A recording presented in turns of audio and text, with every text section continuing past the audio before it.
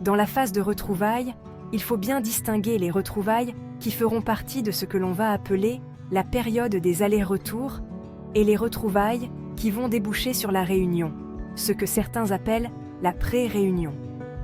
C'est une étape de parcours qui est très attendue par le chaser, mais c'est le runner qui enclenche cette étape. Afin d'arriver à cette période de retrouvailles, le chaser ne doit absolument pas prendre contact avec son runner, bien que certains disent que cela n'a pas d'importance. Un chaser qui va au contact de son runner n'est pas un chaser qui a réglé sa blessure d'abandon. Le runner, après une période de séparation, reçoit une impulsion énergétique qui le pousse à reprendre contact avec son chaser quand celui-ci est prêt. Ne croyez pas, petit chasseur, qu'il vous suffit de vouloir que le runner revienne pour qu'il revienne. Vous devez le vibrer, d'où l'importance de travailler l'élévation de vos vibrations. Régler vos blessures revient donc à échanger des vibrations basses contre des vibrations hautes.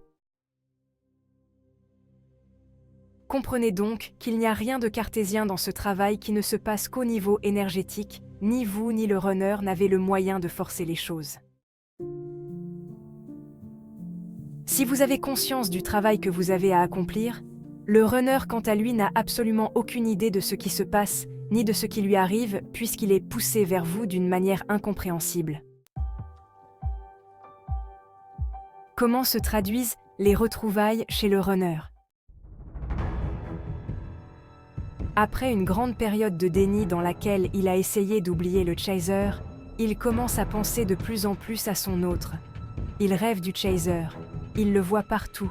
Ces images sont de plus en plus présentes dans son esprit.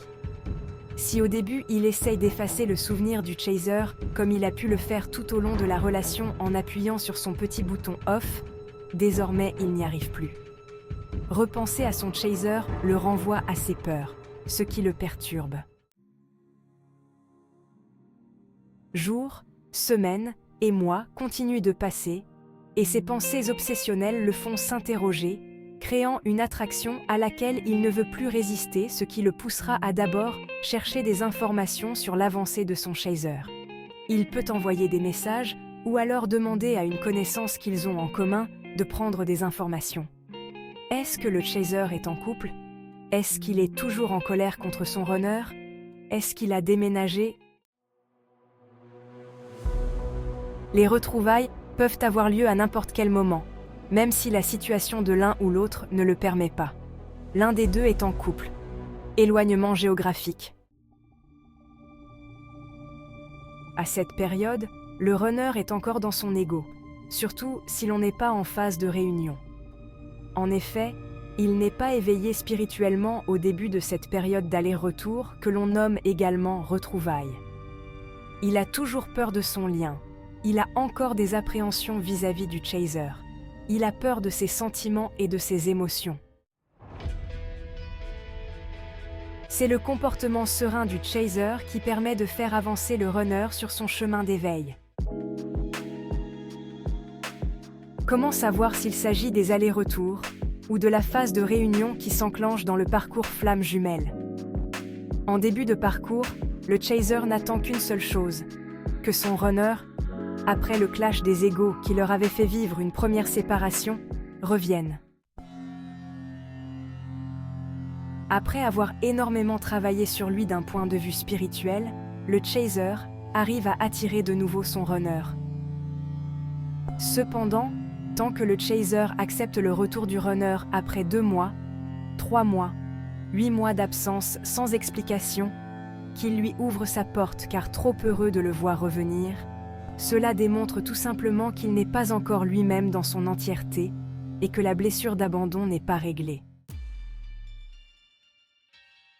Le runner à ce moment-là ne fait que tester son chaser en faisant des allers-retours de plus en plus blessants afin de pousser le chaser dans ses retranchements pour qu'il dise stop une bonne fois pour toutes à une situation où il se met en mode sacrificiel et où il ne se respecte pas.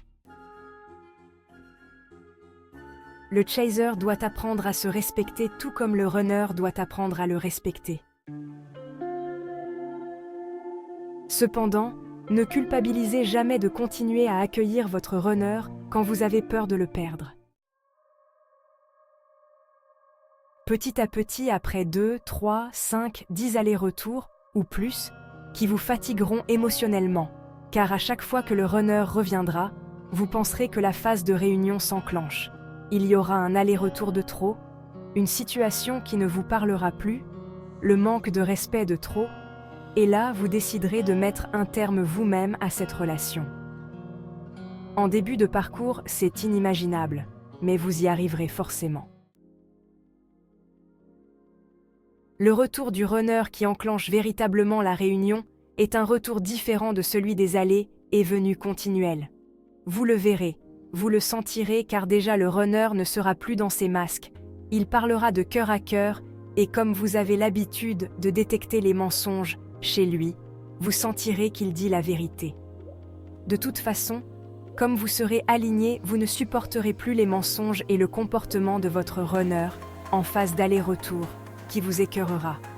Ce sera même de l'ordre de la répulsion physique, vous obligera à rejeter votre runner. Un runner qui décide d'entrer en réunion le fait après une très longue période de séparation qui lui a permis de travailler sur lui-même, ce qu'il ne fait pas avant, puisque pour lui, le chaser est complètement acquis. C'est le positionnement du chaser qui se met en place lors des différents allers-retours qui amènera à cette situation. Un runner complètement réveillé est un runner qui, dès son retour, a une discussion franche et sincère sur son comportement tout au long du parcours.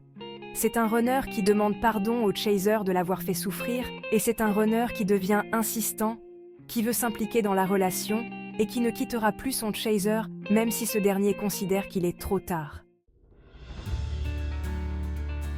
Merci d'avoir regardé cette vidéo, n'oubliez pas de vous abonner et d'actionner la petite cloche pour avoir plus de contenu informatif et inspirant.